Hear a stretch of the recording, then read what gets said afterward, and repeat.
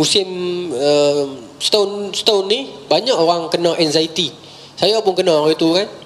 Nak kata pulih terus pun tidak. Anxiety ni bukan kata pulih terus, dia on off lah. Dia kena lawan. Tapi kalau dia kena dekat orang perempuan, banyak orang perempuan dia tewah, dia tak boleh. Pasal perempuan dia emosi sama. On the way saya nak main kuliah ni pun tadi ada seorang abang mesej saya. Dia kata saya dah tak tahan dah ustaz.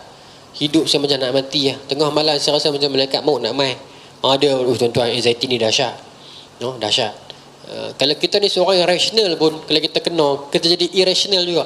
Baru pagi tadi satu orang anak murid saya perempuan main teriak serta kat saya, tak boleh tidur lah, apa semua serabut, fikir macam bukan kan. Bila saya selidik, saya consult dia semua, anxiety. Dia musim ni dia menyerang. Rupanya anxiety ni dia dah menyerang orang bukan Islam lama dah. Penyakit the fear of unknown. Fear of unknown ni anxiety lah. Tapi dalam Islam kita ada hammin, ghammin, kerisauan kepada benda akan datang, ketakutan kepada benda yang lalu, kesedihan, hazanin. Tapi dalam konteks barat dia panggil the fear of unknown ini GAD, generalized anxiety disorder. Banyaklah istilah dia. Tapi yang saya nak sebut the fear of unknown ini, dia pun takut tak tentu hala. Pasal dia pun tenggelam punca, akhirnya bawa kepada telan pil kan, akhirnya bunuh diri. Kenapa penyakit itu boleh kena kat kita hari ini? Sedangkan kita masih mendirikan solat, kita masih melaksanakan ibadat Islam. Adakah kerana Tuhan telah hilang dalam diri kita meskipun kita kita masih mendirikan solat dan mengucapkan takbir? Itu persoalannya. Adakah Tuhan telah hilang dalam kehidupan kita? Kita beragama tanpa Tuhan. Kita menyebut Allah tanpa kita mengenalnya. Kita menyembah Allah tanpa kita mencintainya.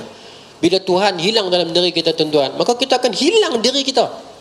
Dan bila kita hilang diri kita, maka hidup kita terumbang-ambing. Kita akan takut tak tentu hala.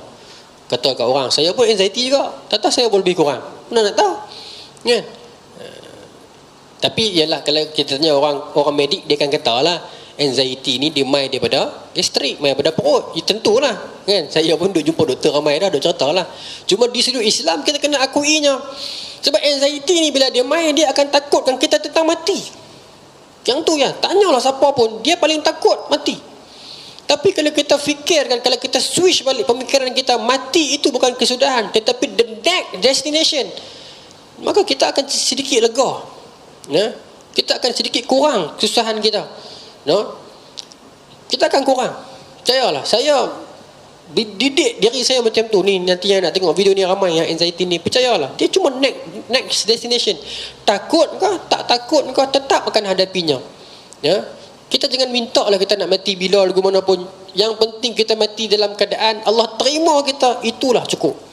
Itu cukuplah. Selebihnya kita serahkan urusan itu kepada Allah Subhanahu wa taala. Mati itu sebagai satu juzuk yang kan kita pindah pi kepadanya. Kalau kita ditakuti oleh mati, maka kita tak ubah jadi macam orang bukan Islam. Sedangkan mati itu ialah proses kita nak bertemu dengan Allah Subhanahu wa taala. Nak lepas yang tu ya. Untuk tuan-tuan dan juga untuk orang yang tengok ni nanti, ada satu konsep dalam counselling dipanggil ABCDE framework. ABCD framework. Yang ni dia dalam teori apa? Existential ke saya tak ingat. Tapi ABCD framework ni maksudnya apa? A itu activating event, B itu belief system, C itu consequent, D itu dispute, E itu effect.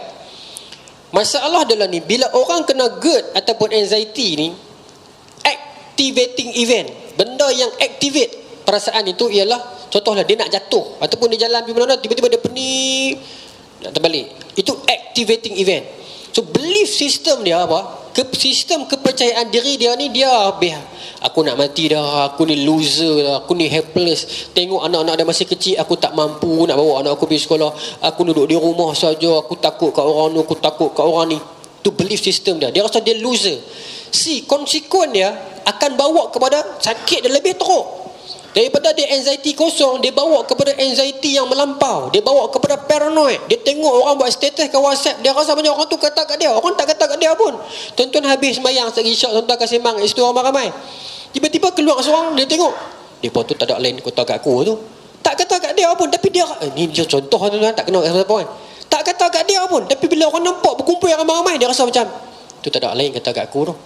Dia mula rasa macam tu. Dia tengok dekat Facebook orang post, dia fikir ni kata kat aku, ni perli aku, ni sindir aku. Dia akan musik lagi. Tadi imam baca dalam sembahyang rakaat kedua tadi kan, cerita tentang was-was ya. Dia akan main. Itu si dia. Jadi sebenarnya nak rawat benda ni saya cerita malam ni bicara rawatan Islam punya kuliah, ni rawatan kaunseling punya kuliah.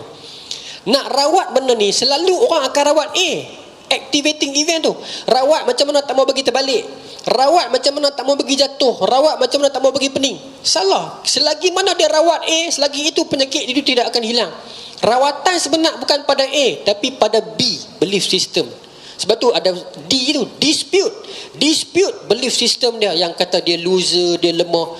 Ubah yang tu, insya-Allah activating event akan pergi sendirinya, dan effect dia akan kembali sedia kala. Contoh lain apa? ABCD ni boleh apply kat benda lain. Belief system dia, orang hitam mesti pi buat kerja apa pun tak jadi, mesti minta anak siapa pun tak dapat. Maka sekali diminta, dia apply pula dah, dia approach mana-mana perempuan tak dapat, terus dia tak mau minta ada perempuan. Pasal belief system dia macam tu. Jadi kena ubah belief system tu. Sama macam kes anxiety tuan-tuan.